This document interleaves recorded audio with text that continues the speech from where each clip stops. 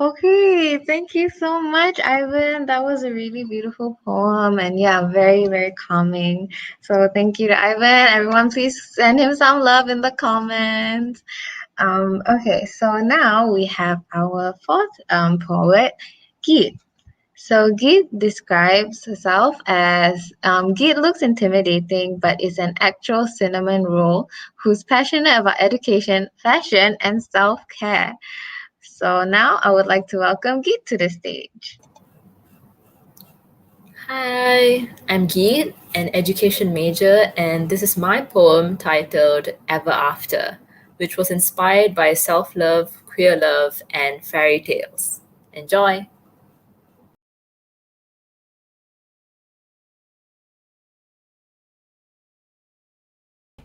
I say goodbye. Even though I want to say goodnight, I go back home, not into her arms, but to my tower. Poisonous vines, sharp thorns, and walls so high, my best friend, the moon, weeps. Here I am lonely, but I am safe.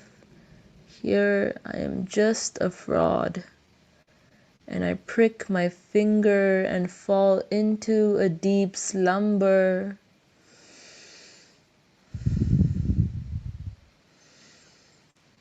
In the space between dreams and nightmares, her voice echoes. You are not a fraud. You're just human. And did you know that you mumble when you're nervous? But that's my sign to hold your hand tighter so you remember your strength. Because if you build these walls, you, no, we can break them down together. Baby, come get your glass slipper. I cough out the piece of apple stuck in my throat and look up to see the moon. It is midnight, but I run and I run and I run up the flight of stairs into her arms, home.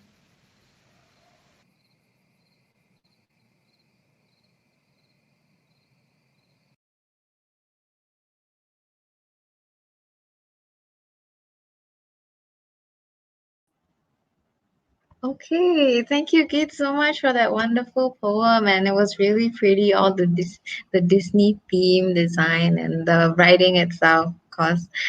Right now we will be having a second song by Tristan, and it's entitled Headspace, if I'm not mistaken. I will make sure I know this on Friday. Okay, with that, I would like to welcome Tristan.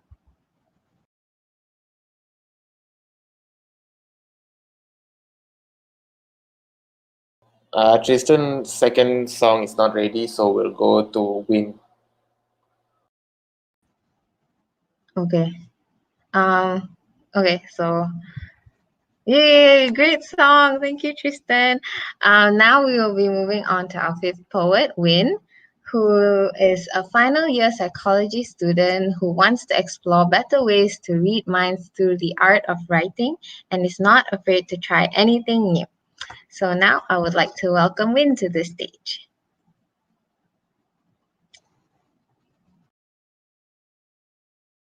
Called Monster, and it's my first spoken word poem actually.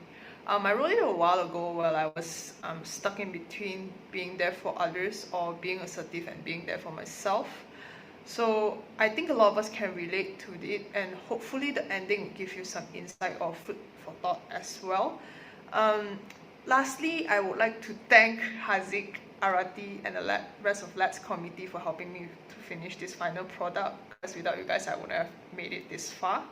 And also, of course, Miss Sheena for the really enjoyable sessions. So without further ado, here's Monster.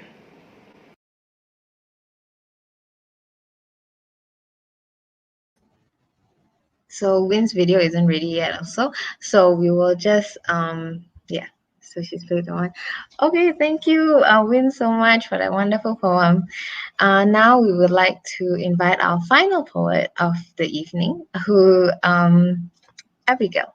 So Abigail misses the night MRT train rides from Kajang to Pasar Seni and is forever in love with all parts of the KL skyline.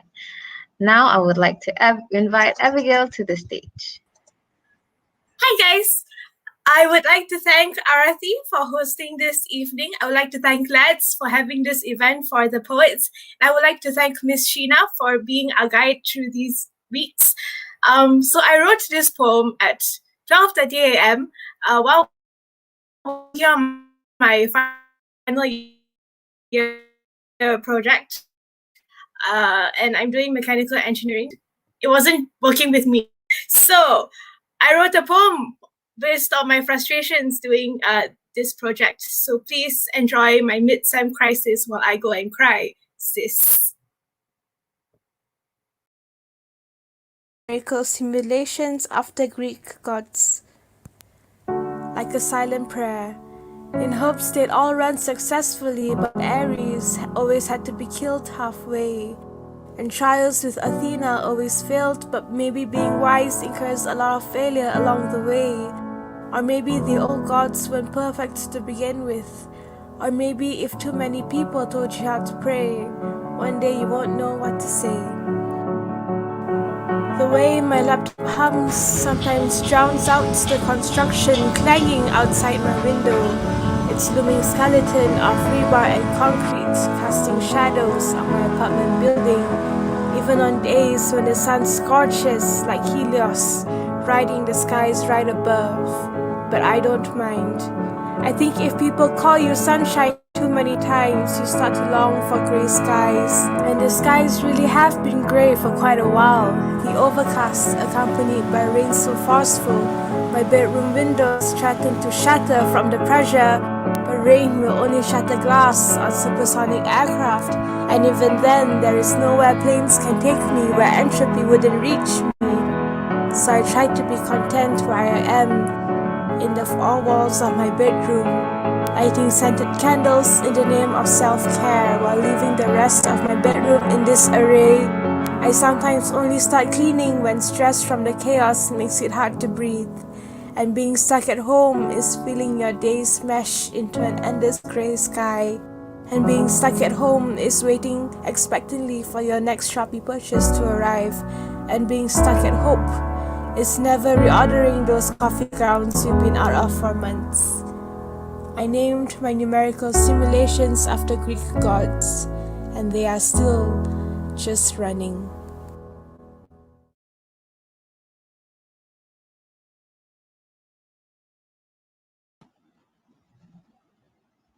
Wow, that was so beautiful, Abigail. And I'm just so amazed at all the astonishing poems that we've heard this evening. If you agree with me, please give the poets some encouragement and love in the comments. It was not easy for them to bear their hearts out to you this evening, but they did. To all the poets, you are all so brave and talented, and we can't wait to hear from you again. Please never stop writing and sharing your stories. To our audience, thank you so much for being with us again here tonight. Without you, this would not have been possible. I think I can speak on behalf of all the poets that we truly appreciate all the support and love we've gotten. Before we end with the final song by Tristan to rock out to, I would like to share a poem I wrote about this journey we've gone through throughout all the workshops. If the poems read out tonight were countries, a whole new planet has just been made, bursting into existence. We landed on this planet with spacesuits buckled and brave hearts ready, expecting whatever the temperature this new Earth might feel, whatever the gravity might pull, but still somehow remain grounded on this new soil, doing what we love.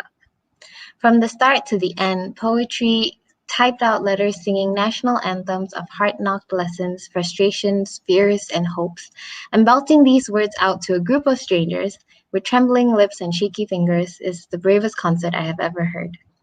We are no longer simply stuck within these four walls we call home, the safe space we've created, sticky palms across keyboards, blue light flooding our eyes.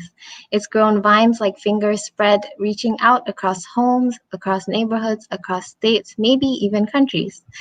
We speak our truths we have unlearned, learned, and relearned in this crazy year, drawing them out as an atlas of poetry.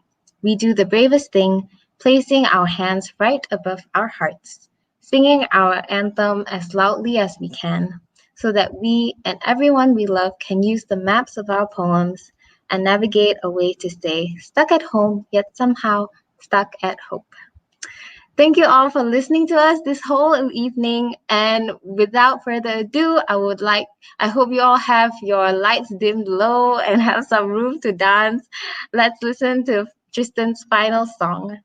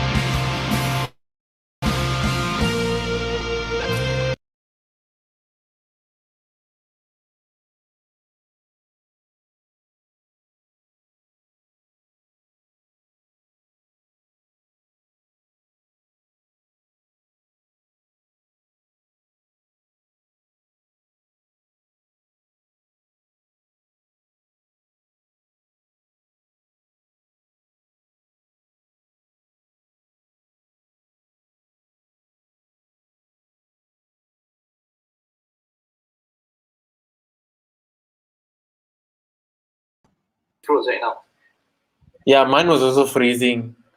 Hello, Arati. Hi. Yeah, Okay, so yay. Good job with the first stream, guys.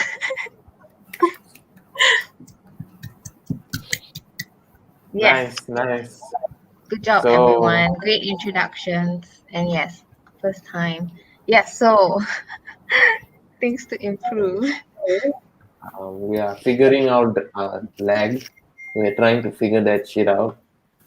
We might Mm, try different computers, mm, but we are not sure what the actual issue is. I think StreamYard just is using a lot of resources. right. Using a lot of resources. Yeah, like I mean, it's pretty resource intensive, so our computers are dying trying to do all this. Okay, I feel that. Yeah, that's why it's lagging. I think we will try using different computers and